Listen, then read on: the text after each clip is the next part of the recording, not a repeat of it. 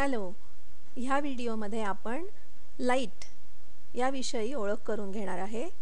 लाईटच्या काही बेसिक प्रॉपर्टीजबद्दल शिकणार आहे.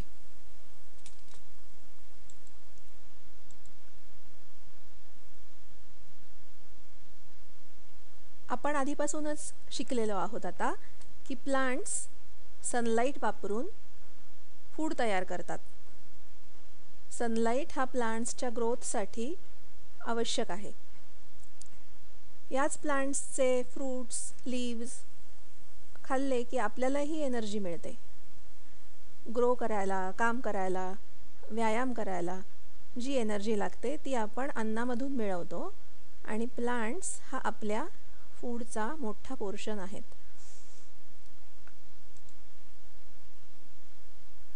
तुम्ही उन्हाळ्यात भर दुपारी आकाशात एकही ढग नसताना आणि भरपूर सनलाईट असताना कधी बीचवर गेलात तर बीचवर तुम्ही एक 10-15 मिनटं वाळूत खेळाल, पाण्यात खेळाल, त्यानंतर मात्र सावली शोधायला लागाल. असं का होतं? कारण तो सनलाईट इतका तीव्र असतो, त्याच्यामध्ये आपल्या आजूबाजूची हवा तसंच आपलं अंग, डोकं सगळं खूप तापवण्याची शक्ती आहे आणि थोड्या वेळाने आपल्याला त्याचा त्रास व्हायला लागतो. खूप उन्हात दुपारच्या वेळेला आपल्याला सनबर्न होण्याची पण शक्यता असते. ह्या प्रकारची शक्ती सनलाईटमध्ये आहे. काही बिल्डिंग्सवर, तुमच्या अपार्टमेंटच्या बिल्डिंगवर सुद्धा कदाचित तुम्ही अशी मोठी ब्लॅक कलरची पॅनल्स बघितली असतील. त्याला सोलार पॅनल्स असं म्हणतात. या सोलार पॅनलमध्ये सनलाईट ॲब्सॉर्ब करण्यासाठी विशिष्ट प्रकारचं मटेरियल बसवलेलं असतं. त्या सनलाईटची शक्ती वापरून पाण्याच्या टाकीतलं पाणी तापवलं जातं आणि ते बिल्डिंगमध्ये राहणाऱ्या सगळ्यांच्या बाथरूममध्ये शॉवरसाठी पुरवलं जातं.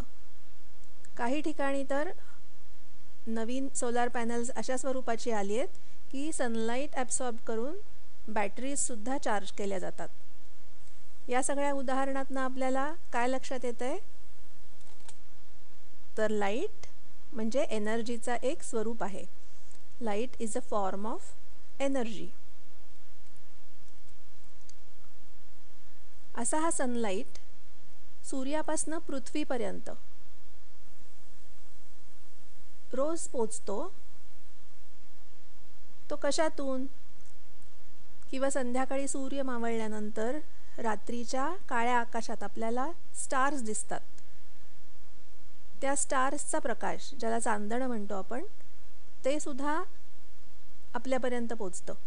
कधी कधी तर चांदण्या रात्री व्यवस्थित प्रकाश असतो. आपल्याला आजूबाजूला अंधारात झाडं, झुडपं, बिल्डिंग्स, माणसंसुद्धा दिसू शकतात. हा लाईट पृथ्वीपर्यंत पोचतो कसा? कशातून पोचतो? तर तो स्पेसमधून किंवा व्हॅक्यूममधून ट्रॅव्हल करून पृथ्वीपर्यंत पोचतो. याचाच अर्थ काय? तर सनलाईटला किंवा स्टारलाईटला पृथ्वीपर्यंत पोचण्यासाठी कुठल्याही मीडियमची आवश्यकता भासत नाही. व्हॅक्यूममधून तो येऊ शकतो.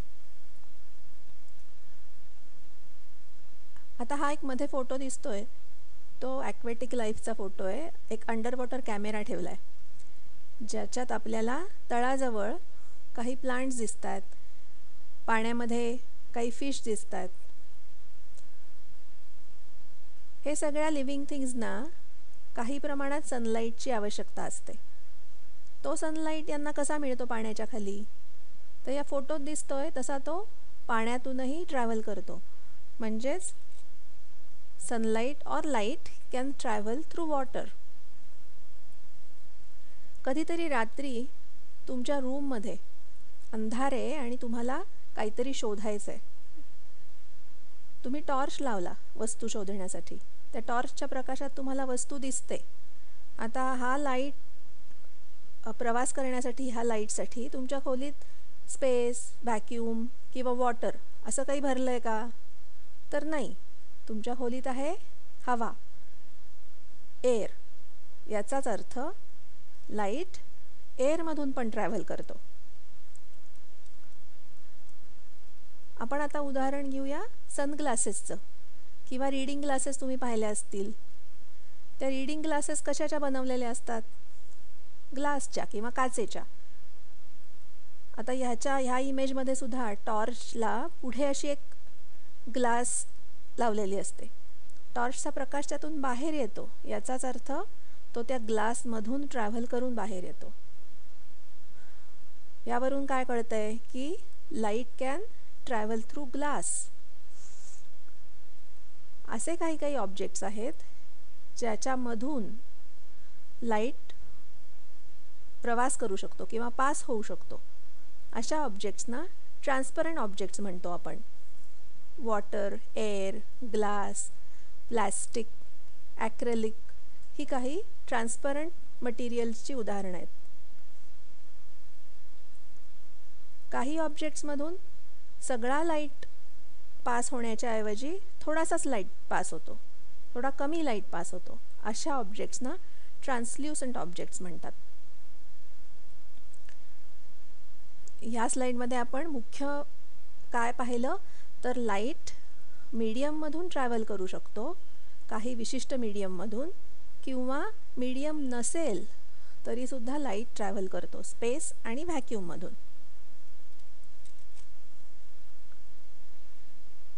पुढच्या स्लाईडमध्ये आपण लाईटची आणखीन एक बेसिक प्रॉपर्टी शिकणार आहे.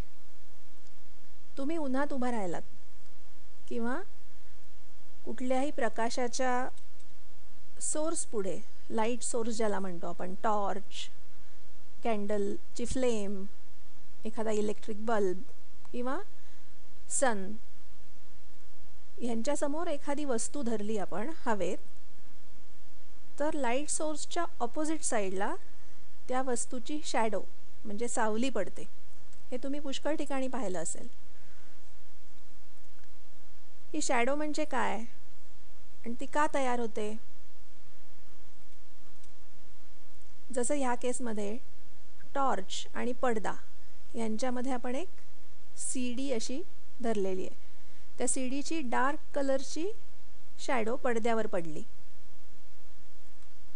आपण असं समजूया, म्हणजे आहेच या केसमध्ये, की ही सीडी जी आहे ती ट्रान्सपरंट किंवा ट्रान्सल्युसंट नाही आहे, त्याच्यातून लाईट पास होऊ शकत नाही आहे.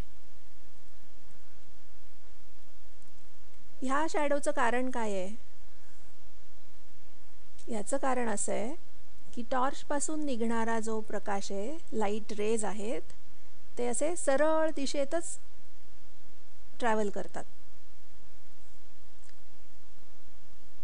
या सीडीच्या भोवती जो लाईट ट्रॅव्हल करतो त्यामुळे हा सगळा पडदा लाईटेड दिसतो. सीडीच्या मध्ये हे एक सर्क्युलर ओपनिंग आहे, त्यातूनही लाईट स्ट्रेट ट्रॅव्हल करतो आणि त्यामुळे आपल्याला शॅडोच्या मध्यभागी एक सर्क्युलर लाईटेड एरिया दिसतोय. ह्या भागामध्ये लाईट पोचत नाही आहे म्हणून आपल्याला ती डार्क शॅडो दिसते. इथे लाईट का नाही पोचत आहे? कारण ओपनिंग जिथे जिथे सीडी नाही आहे तिथून लाईट फक्त सरळ ट्रॅव्हल करतोय. समजा आपण असं समजूया की लाईट नसता सरळ ट्रॅव्हल करत, त्याला असं वाकडं तिकडं कसंही जाता आलं असतं, तर हे प्रकाशाचे किरण इकडे इकडे असे जाऊन इथे पोचू शकले असते. हे लाईट रेजसुद्धा वाकडे तिकडे कसेही जात इथे पोचू शकले असते. मग इथे लाईट पोचला असता तर हा भाग पडद्याचा असाच लाईटेड दिसला असता. डार्क कलरची शॅडो दिसतेय, याचाच अर्थ इथे लाईट रेज पोहोचत नाही आहेत, त्याचाच अर्थ लाईट रेज वाकडे तिकडे जाऊ शकत नाही आहेत. ह्याच्यावरूनच आपल्याला असा निष्कर्ष काढता येतोय की light always travels in straight line.